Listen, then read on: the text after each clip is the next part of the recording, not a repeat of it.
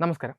ആഗോള സാമ്പത്തിക വ്യവസ്ഥയിൽ നിർണായകമായ മാറ്റങ്ങൾ സംഭവിച്ചുകൊണ്ടിരിക്കുന്ന ഇക്കാലത്ത് ഇന്ത്യയും ന്യൂസിലാൻഡും തമ്മിൽ ഒപ്പുവെച്ചിരിക്കുന്ന സ്വതന്ത്ര വ്യാപാര കരാർ ഇരു രാജ്യങ്ങളുടെയും സാമ്പത്തിക നയതന്ത്രത്തിലെ ഏറ്റവും വലിയ നാഴികക്കല്ലുകളിൽ ഒന്നായി അടയാളപ്പെടുത്തുകയാണ്. ദില്ലിയിലെ ഭാരത് മണ്ഡപത്തിൽ നടന്ന ചരിത്രപരമായ ചടങ്ങിൽ കേന്ദ്ര വാണിജ്യ വ്യവസായ മന്ത്രി പീയൂഷ് ഗോയലും ന്യൂസിലാൻഡ് വ്യാപാര നിക്ഷേപ മന്ത്രി ടോഡ് മക്ലെയും ഒപ്പുവെച്ചതോടെ ഇരു ജനാധിപത്യ രാജ്യങ്ങൾക്കിടയിൽ നിലനിന്നിരുന്ന സാമ്പത്തിക സഹകരണത്തിന്റെ പുതിയ അധ്യായത്തിന് തുടക്കമായി. 2025 മാർച്ച് മാസം മുതൽ സജീവമായി ചർച്ച നടന്നു വന്ന ഈ കരാർ റെക്കോർഡ് വേഗത്തിൽ പൂർത്തിയാക്കാൻ കഴിഞ്ഞുവെന്നത് ഈ രാജ്യങ്ങളുടെയും ലക്ഷ്യബോധത്തെയാണ് കാണിക്കുന്നത്. വരുന്ന 5 വർഷത്തിനുള്ളിൽ ഉഭയകക്ഷി വ്യാപാരം $5 ബില്യൺ ഉയർത്തുവാനും ഇന്ത്യയുടെ വികസന കുതിപ്പിന് കരുത്തു പകരുവാൻ $20 ബില്യൺ നിക്ഷേപം ആകർഷിക്കാനും ഈ കരാറിലൂടെ ലക്ഷ്യമിടുന്നു. ഈ കരാർ കേവലം ഒരു വാണിജ്യ ഇടപാട് മാത്രമല്ല, മറിച്ച് രണ്ട് രാജ്യങ്ങൾ തമ്മിലുള്ള ആഴത്തിലുള്ള വിശ്വാസത്തിൻ്റെയും സഹകരണത്തിൻ്റെയും തെളിവ് കൂടിയാണ്. ഇന്ത്യയുടെ വിശാലമായ വിപണിയും നിർമ്മാണ മേഖലയിലെ വളർന്നു വരുന്ന കരുത്തും ന്യൂസിലൻഡിൻ്റെ അഗ്രിടെക്, ശുദ്ധ ഊർജം, ഫിൻടെക് മേഖലകളിലെ ആഗോള വൈദഗ്ധ്യവും ഒത്തുചേരുമ്പോൾ അത് ഇരു രാജ്യങ്ങൾക്കും ഒരുപോലെ പ്രയോജനകരമാകും. വ്യവസായ പ്രമുഖരുടെ പങ്കാളിത്തവും ആശയവിനിമയങ്ങളും ഈ കരാറിനെ കൂടുതൽ സജീവമാക്കുമെന്ന് പീയൂഷ് ഗോയൽ ചൂണ്ടിക്കാട്ടുകയുണ്ടായി. ലോകമെമ്പാടും അസ്ഥിരതകൾ നിലനിൽക്കുന്ന സാഹചര്യത്തിൽ ഇത്തരമൊരു കരാർ ന്യൂസിലാൻഡിൻ്റെ സാമ്പത്തിക സുസ്ഥിരതയ്ക്ക് വലിയ മുതൽക്കൂട്ടാകുമെന്ന് ന്യൂസിലാൻഡ് മന്ത്രി ടോഡ് മക്ലെയും പ്രത്യാശ പ്രകടിപ്പിച്ചു. ഇന്ത്യയെ തങ്ങളുടെ തന്ത്രപ്രധാനമായ വിപണിയായി കാണുന്ന ന്യൂസിലാൻഡ് നേരിട്ടുള്ള വിമാന സർവീസുകൾ ആരംഭിക്കുന്നതിലൂടെ വിനോദസഞ്ചാര രംഗത്തും വലിയ മുന്നേറ്റമാണ് ലക്ഷ്യമിടുന്നത്. ഈ കരാറിൻ്റെ ഏറ്റവും വലിയ ആകർഷണം ഇന്ത്യൻ കയറ്റുമതിക്കാർക്ക് ലഭിക്കുന്ന അത്ഭുതപൂർവമായ അവസരങ്ങളാണ്.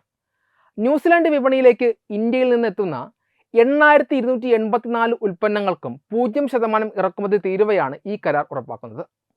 ടെക്സ്റ്റൈൽസ്, വസ്ത്രങ്ങൾ, തുകൽ ഉൽപ്പന്നങ്ങൾ, പാദരക്ഷകൾ, രത്നങ്ങളും ആഭരണങ്ങളും, ഓട്ടോമൊബൈൽ തുടങ്ങിയ മേഖലകളിലെ ഇന്ത്യൻ കയറ്റുമതിക്കാർക്ക് ഇതൊരു വലിയ നേട്ടമാണ്. തുകൽ ഉൽപ്പന്നങ്ങളുടെയും വസ്ത്രങ്ങളുടെയും കയറ്റുമതിയിൽ ഇന്ത്യയെ ആഗോള ഹബ്ബാക്കി മാറ്റുവാൻ ഈ തീരുവ ഇളവുകൾ സഹായിക്കും. ഇതോടൊപ്പം തന്നെ മേക്ക് ഇൻ ഇന്ത്യ പദ്ധതിക്ക് കരുത്തു പകരുന്ന രീതിയിൽ അടുത്ത 15 വർഷത്തിനുള്ളിൽ ഇന്ത്യയിലെ അടിസ്ഥാന സൗകര്യ വികസനത്തിലേക്കും നിർമ്മാണ മേഖലയിലേക്കുമായി $20 ബില്യൺ നിക്ഷേപം നടത്തുവാൻ ന്യൂസിലൻഡ് പ്രതിജ്ഞാബദ്ധമായിട്ടുണ്ട്. ജനങ്ങളുടെ സഞ്ചാര സ്വാതന്ത്ര്യത്തിനും തൊഴിൽ ലഭ്യതയ്ക്കും ഈ കരാർ പുതിയ വാതിലുകൾ തുറന്നിരുന്നു. ഇന്ത്യയിലെ IT, എഞ്ചിനീയറിംഗ്, ഹെൽത്ത് കെയർ തുടങ്ങിയ മേഖലകളിലെ വിദഗ്ധർക്കായി വർഷം തോറും 5000 പ്രത്യേക വിസകൾ അനുവദിക്കുന്ന പ്രൊഫഷണൽ മൊബിലിറ്റി പാത്വേ ഇതിൻ്റെ സവിശേഷതയാണ്. ഇതിനു പുറമെ യോഗ ഇൻസ്ട്രക്ടർമാർ, പരമ്പരാഗത ഇന്ത്യൻ പാചകക്കാർ, ആയുഷ് വിദഗ്ധർ എന്നിവർക്കായി പ്രത്യേക കോട്ടകളും കരാറിൽ ഉൾപ്പെടുത്തിയിട്ടുണ്ട്. വിദ്യാർത്ഥികളെ സംബന്ധിച്ചിടത്തോളം ഇതൊരു വലിയൊരു അനുഗ്രഹമാണ്. സ്റ്റെം വിഷയങ്ങളിൽ ബിരുദം നേടുന്നവർക്ക് പഠനശേഷം 3 വർഷവും ഡോക്ടറൽ ഗവേഷകർക്ക് 4 വർഷവും ന്യൂസിലാൻഡിൽ ജോലി ചെയ്യുവാൻ അവസരം ലഭിക്കും. ഇതെല്ലാം ഇന്ത്യയിലെ യുവാക്കൾക്ക് ആഗോളതലത്തിൽ പ്രവർത്തിക്കാനുള്ള പുതിയ അവസരങ്ങളാണ് ഒരുക്കുന്നത്. അതേസമയം ഇന്ത്യൻ കാർഷിക മേഖലയുടെ താൽപ്പര്യങ്ങൾ സംരക്ഷിക്കുന്ന കാര്യത്തിൽ സർക്കാർ അതീവ ജാഗ്രത പുലർത്തിയിട്ടുണ്ട്. പാലുൽപ്പന്നങ്ങൾ, പഞ്ചസാര, സവാള, ഭക്ഷ്യ എണ്ണകൾ തുടങ്ങിയ അതിലോലമായ മേഖലകളെ ഈ കരാറിൽ നിന്ന് പൂർണ്ണമായും ഒഴിവാക്കിയിരുന്നു. ഇത് ഇന്ത്യൻ കർഷകരുടെ ഉപജീവന മാർഗത്തിന് യാതൊരുവിധ ഭീഷണിയും ഉണ്ടാകില്ലെന്ന് ഉറപ്പാക്കുന്നു. ചുരുക്കത്തിൽ ഇരു രാജ്യങ്ങളുടെയും സാമ്പത്തിക വളർച്ചയെ സന്തുലിതമായി കൊണ്ടുപോകുന്ന, ഭാവിയിലേക്ക് നോക്കി തയ്യാറാക്കിയ ദീർഘവീക്ഷണമുള്ള ഒരു കരാറാണിത്. സാമ്പത്തിക സഹകരണത്തിനും അപ്പുറം സാംസ്കാരിക കൈമാറ്റത്തിനും സാങ്കേതിക വിജ്ഞാന പങ്കിടലിനും ഈ കരാർ വഴിയൊരുക്കും. വരും വർഷങ്ങളിൽ ഇന്ത്യയും ന്യൂസിലാൻഡും തമ്മിലുള്ള ഈ പുതിയ സൗഹൃദം ആഗോള സാമ്പത്തിക ഭൂപടത്തിൽ കൂടുതൽ ശക്തമായി നിലയുറപ്പിക്കുമെന്ന കാര്യത്തിൽ സംശയമില്ല. സാമ്പത്തിക നിയന്ത്രണത്തിൽ ഇന്ത്യ കൈവരിച്ച വലിയൊരു മുന്നേറ്റമാണിത്.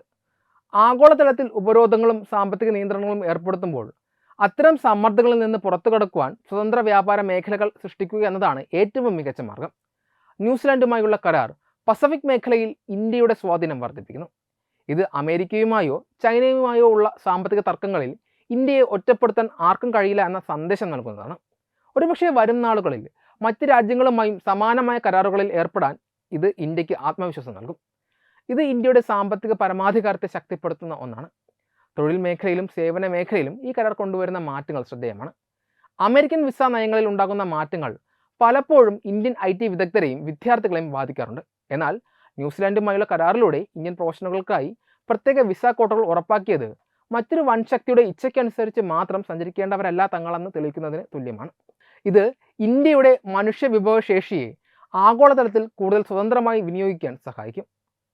ചുരുക്കത്തിൽ അമേരിക്കയുടെയോ മറ്റ് വൻ ശക്തികളുടെയോ വ്യാപാര നിയന്ത്രണങ്ങളെ നേരിട്ട് വെല്ലുവിളിക്കുക എന്നതിലുപരി ആ സമ്മർദ്ദങ്ങളെ അതിജീവിക്കാനുള്ള ശേഷി ഇന്ത്യൻ സമ്പദ് വ്യവസ്ഥയ്ക്ക് കൈവരുന്നു എന്നതാണ് ഈ കരാറിൻ്റെ ഏറ്റവും വലിയ പ്രത്യേകത. ഉപരോധങ്ങളെയും വ്യാപാര തടസ്സങ്ങളെയും മറികടക്കാനുള്ള ഒരു സുപ്രധാന തന്ത്രപരമായ നീക്കം തന്നെയാണ് ഇതെന്ന കാര്യത്തിൽ സംശയമില്ല. ഭാവിയിൽ കൂടുതൽ ശക്തമായ സാമ്പത്തിക പങ്കാളിത്തങ്ങളിലേക്ക് ഇന്ത്യയെ നയിക്കുവാനും ഏത് പ്രതികൂല സാഹചര്യങ്ങളെയും തങ്ങളുടെ ഉൽപ്പാദന കയറ്റുമതി ശേഷി കൊണ്ട് നേരിടാനും ഈ കരാർ ഇന്ത്യക്ക് അടിത്തറപ്പാകുന്നു. ഒരു തരത്തിൽ പറഞ്ഞാൽ ആഗോള സാമ്പത്തിക ഭൂപടത്തിൽ സ്വന്തം വഴികൾ സ്വയം വെട്ടിത്തുറക്കാനുള്ള ഇന്ത്യയുടെ ഉറച്ച ചുവടുവയ്പ്പാണ് ഈ ന്യൂസിലാൻഡ് കരാർ. ആഗോളതലത്തിൽ രാജ്യങ്ങൾ തമ്മിൽ ഒപ്പുവെക്കുന്ന ഓരോ സ്വതന്ത്ര വ്യാപാര കരാറും ആത്യന്തികമായി ചെന്നെത്തുന്നത് പ്രാദേശിക സമ്പദ് വ്യവസ്ഥകളിലാണ്.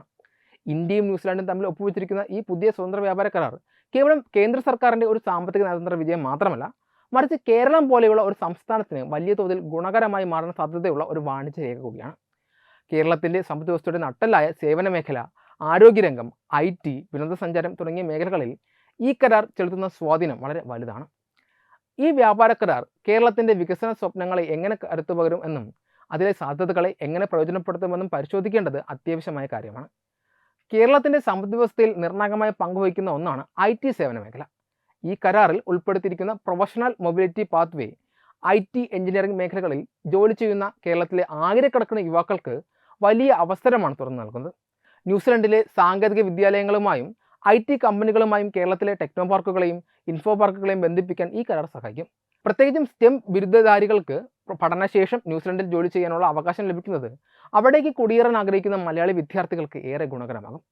കേരളത്തിൻ്റെ മനുഷ്യ വിഭവശേഷിയെ ആഗോളതലത്തിൽ വികസിപ്പിക്കാനും അവിടെ നിന്ന് ലഭിക്കുന്ന അറിവും സാമ്പത്തിക നേട്ടവും നാട്ടിലേക്ക് കൊണ്ടുവരാനും ഇതിലൂടെ കഴിയും. ആരോഗ്യ മേഖലയാണ് കേരളത്തിന് ഈ കരാറിലൂടെ ലഭിക്കുന്ന മറ്റൊരു വലിയ നേട്ടം. ലോകമെമ്പാടുമുള്ള ആരോഗ്യരംഗത്ത് മലയാളി നഴ്സുമാരുടെയും ആരോഗ്യ പ്രവർത്തകരുടെയും സാന്നിധ്യം വളരെ വലുതാണ്. ന്യൂസിലൻഡിലെ ആരോഗ്യ മേഖലയിലെ ക്ഷാമം പരിഹരിക്കുവാൻ ഇന്ത്യൻ ആരോഗ്യ പ്രവർത്തകരെ പരിഗണിക്കുന്നത് കേരളത്തിലെ നഴ്സിംഗ് മേഖലയ്ക്ക് ഇതൊരു വലിയ ആശ്വാസമാണ്. കരാറിലെ പ്രത്യേക വിസ കോട്ടകൾ ഈ അവസരം കൂടുതൽ സുഗമമാക്കും. ആരോഗ്യരംഗത്തെ വിദഗ്ധർക്ക് ന്യൂസിലൻഡിലേക്ക് കൂടുതൽ എളുപ്പത്തിൽ ജോലിക്ക് പോകാൻ കഴിയുന്നത് വഴി കേരളത്തിലേക്ക് കൂടുതൽ വിദേശ നാണ്യം ഒഴുകിയെത്തുകയും അതുവഴി സംസ്ഥാനത്തിൻ്റെ സാമ്പത്തിക അടിത്തറ കൂടുതൽ ശക്തമാവുകയും ചെയ്യും. വിനോദസഞ്ചാര മേഖലയിൽ ഒരു വലിയ കുതിച്ചുചാട്ടത്തിന് ഈ കരാർ വഴിയൊരുക്കും. നേരിട്ടുള്ള വിമാന സർവീസുകൾ ആരംഭിക്കാനുള്ള സാധ്യതയും ഇരു രാജ്യങ്ങളും തമ്മിലുള്ള സൗഹൃദവും ന്യൂസിലാൻഡിൽ നിന്നുള്ള വിനോദസഞ്ചാരികളെ കേരളത്തിലേക്ക് ആകർഷിക്കാൻ സഹായിക്കും. പ്രകൃതി ഭംഗി ആസ്വദിക്കുവാൻ താല്പര്യമുള്ള ന്യൂസിലാൻഡ് പൗരന്മാർക്ക് ദൈവത്തിൻ്റെ സ്വന്തം നാട് എന്ന നിലയിൽ കേരളം ഒരു പ്രധാന ലക്ഷ്യസ്ഥാനമായി മാറും. വിനോദസഞ്ചാര മേഖലയിലെ ഈ വളർച്ച കേരളത്തിലെ ഹോസ്പിറ്റാലിറ്റി, ടൂറിസം മേഖലകളിൽ തൊഴിലവസരങ്ങൾ വർദ്ധിപ്പിക്കുകയും പ്രാദേശിക സമ്പദ് വ്യവസ്ഥയ്ക്ക് ഉണർവ് നൽകുകയും ചെയ്യും. അതേസമയം കേരളത്തിലെ കർഷകരെ സംബന്ധിച്ചിടത്തോളം ഈ കരാർ നൽകുന്ന ഏറ്റവും വലിയ ആശ്വാസം കാർഷിക ക്ഷീര മേഖലകളെ അതിൽ നിന്ന് ഒഴിവാക്കി എന്നുള്ളതാണ്. പൊതുവെ വിദേശ വ്യാപാര കരാറുകൾ വരുമ്പോൾ പാൽ ഉൽപ്പന്നങ്ങൾ, റബ്ബർ എന്നിവയുടെ കാര്യത്തിൽ കേരളത്തിലെ കർഷകർക്ക് ആശങ്കയുണ്ടാകാറുണ്ട്. എന്നാൽ ഈ കരാറിൽ പാൽ, ചീസ്, പഞ്ചസാര, സവാള തുടങ്ങിയ അതിലോലമായ മേഖലകളെ പൂർണ്ണമായും ഒഴിവാക്കിക്കൊണ്ട് കേരളത്തിലെ ക്ഷീര കർഷകർക്കോ മറ്റ് കാർഷിക മേഖലകൾക്കോ ഭീഷണിയില്ല എന്നത് ആശ്വാസകരമാണ്. ഇത് കേരളത്തിൻ്റെ ഗ്രാമീണ സമ്പദ്വ്യവസ്ഥയുടെ സുരക്ഷ ഉറപ്പാക്കുന്നു. ഇതിനെല്ലാം ഉപരിയായി ന്യൂസിലൻഡിൻ്റെ അഗ്രിടെക്, ശുദ്ധ ഊർജ്ജം എന്നീ മേഖലകളിലെ വൈദഗ്ധ്യം കേരളത്തിന് മാതൃകയാക്കാവുന്നതാണ്. കേരളം ഹരിത ഊർജ്ജത്തിലേക്കും സുസ്ഥിരത കൃഷിയിലേക്കും ചുവടുമാറ്റം നടത്തുമ്പോൾ ന്യൂസിലൻഡിൻ്റെ സാങ്കേതിക സഹായങ്ങൾ നമുക്ക് ഉപയോഗപ്പെടുത്താം. അഗ്രിടെക് രംഗത്ത് ന്യൂസിലൻഡ് പുലർത്തുന്ന മികവ് കേരളത്തിലെ കാർഷികോൽപാദന ക്ഷമത വർദ്ധിപ്പിക്കാൻ സഹായിക്കും. ചുരുക്കത്തിൽ ഈ കരാർ കേരളത്തിനൊരു പുതിയ വാതിലാണ് തുറന്നിരുന്നത്. ഈ അവസരങ്ങൾ കൃത്യമായി തിരിച്ചറിഞ്ഞ് നമ്മുടെ വ്യവസായ സമ്പ്രദായത്തെയും തൊഴിൽ മേഖലയും അതിനനുസരിച്ച് പാകപ്പെടുത്താൻ കേരളത്തിന് കഴിഞ്ഞാൽ ഈ കരാർ കേരളത്തിൻ്റെ ചരിത്രത്തിലെ തന്നെ ഏറ്റവും വലിയ സാമ്പത്തിക പുരോഗതികളിൽ ഒന്നായി മാറും എന്നതിൽ സംശയമില്ല. ഭാവിയിലേക്ക് ഉറ്റുനോക്കുന്ന ഒരു കേരളത്തിന് ആഗോളതലത്തിൽ കരുത്തുറ്റ പങ്കാളിത്തം ഉറപ്പാക്കാനുള്ള ഏറ്റവും മികച്ച അവസരമാണിത്. വെബ് ഡെസ്ക്, തത്തുമൈ ന്യൂസ്. വിട്ടുവീഴ്ചയില്ലാത്ത നിലപാടുകളുമായി ദേശീയതയുടെയും സമാജത്തിൻ്റെയും ശാക്തീകരണത്തിനു വേണ്ടി തത്തുമൈയുടെ ജൈത്രയാത്ര തുടരുകയാണ്. യൂട്യൂബിൽ മാത്രം തത്തുമൈക്ക് 10 ലക്ഷം സബ്സ്ക്രൈബേഴ്സിലേക്ക് എത്താൻ ഏതാനും ചുവടുകൾ മാത്രമാണ് ബാക്കി. മറ്റ് സോഷ്യൽ മീഡിയ പ്ലാറ്റ്ഫോമുകളിലും തത്തുമൈയുടെ നിറസാന്നിധ്യം തുടരുകയാണ്. ഈ അവസരത്തിൽ ഞങ്ങൾക്ക് നിങ്ങളോടുള്ള അഭ്യർത്ഥന ഞങ്ങളോടൊപ്പം നിൽക്കുക എന്നുള്ളതാണ്. നിങ്ങൾ ഉപയോഗിക്കുന്ന ഏത് സോഷ്യൽ മീഡിയ പ്ലാറ്റ്ഫോം ആണെങ്കിലും ഞങ്ങളുടെ വരിക്കാരാകുക, ഞങ്ങളെ സബ്സ്ക്രൈബ് ചെയ്യുക. നിങ്ങളുടെ സുഹൃത്തുക്കളിലേക്ക് തത്വമയിയുടെ ഈ സന്ദേശം പ്രചരിപ്പിക്കുക. ഞങ്ങളോടൊപ്പം നിൽക്കൂ, രാഷ്ട്രത്തോടൊപ്പം നിൽക്കൂ, ദേശീയതയ്ക്കൊപ്പം സഞ്ചരിക്കൂ.